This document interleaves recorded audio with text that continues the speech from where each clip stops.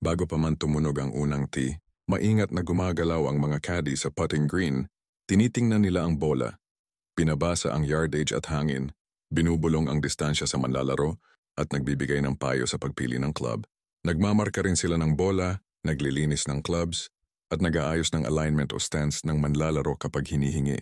Madalas silang may dalang extrang tees, gloves, spare balls, ball retriever, o may malito na tool para sa mabilisang pagkumpuni ng kagamitan.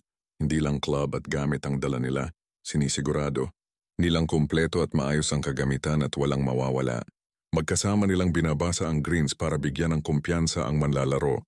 Rinarakin nila ang bunker, tinatanggal at inaayos ang divot at ball mark, at tumutulong sa pagkwenta ng score kapag kailangan. Nagbibigay din sila ng tuwalya para punasan ang pawis o basa, nag-aabot ng bote ng tubig, at naglalagay ng sunblock o payong kung kakailanganin.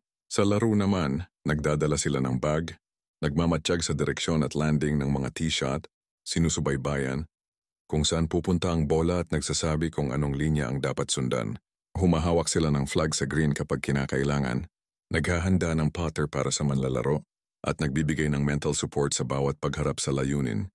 Tinutulungan nilang panatilihing maayos ang takbo ng laro sa pamamagitan ng mahinahong komunikasyon at mabilis na aksyon.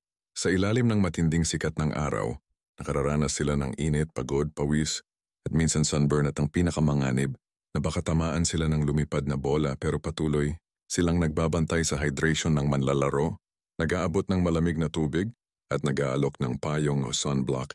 Kapag umuulan, nababasa, tumitigil ang alon ng hangin, nagiging mabigat ang bag dahil sa basa at nagiging madulas ang mga daan, pero dali-dali pa rin silang nag-aayos ng flag, naghuhukay sa basang bunker at tiniyak na ligtas ang manlalaro.